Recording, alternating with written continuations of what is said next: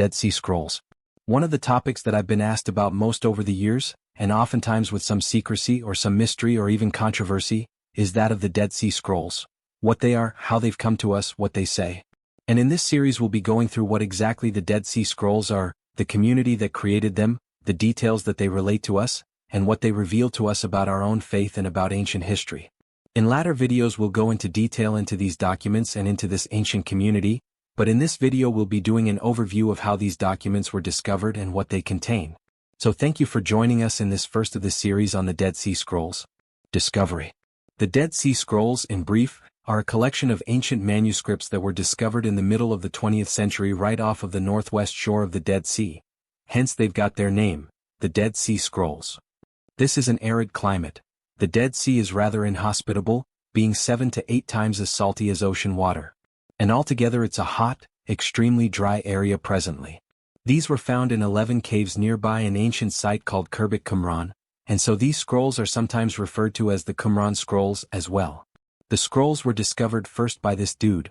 This dude's a champion. He was a Bedouin shepherd who together with his cousin and a friend first found these ancient manuscripts tucked away in one of these caves.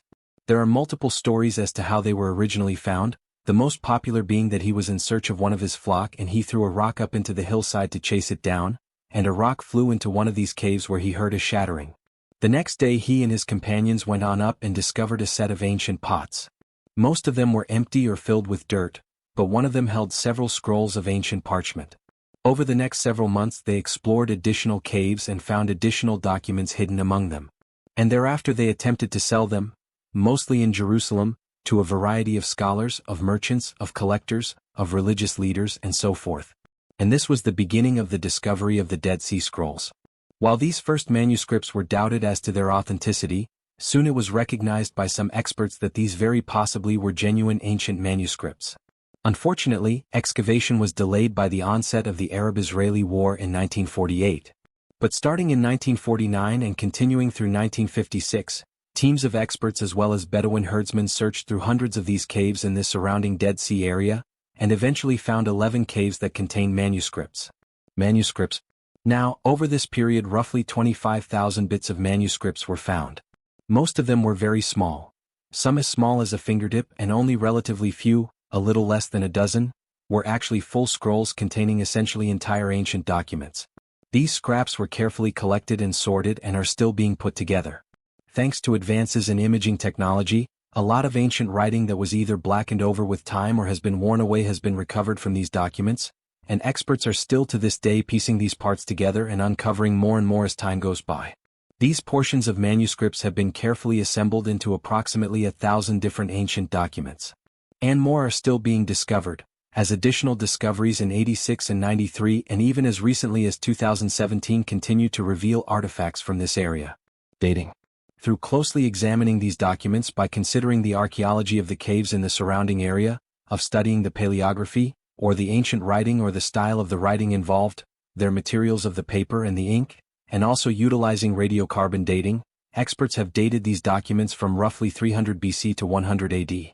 This is so significant and has been regarded as probably the greatest archaeological discovery of the 20th century because most ancient documents, especially pertaining to the Bible, are much later than this. For example, the oldest fully complete Hebrew scripture that we have is the Codex Leningradensis, which was composed estimated at 1008 AD. These fragments date over 1,000 years before that to before the time of Christ himself and give us a glimpse of what the Hebrew scriptures were like 1,000 years prior. Moreover, within this collection of these Dead Sea Scrolls there are portions of every Old Testament book except for Esther, and my apologies if you happen to really like Esther, and even an entire copy of the book of Isaiah known as the Great Isaiah Scroll.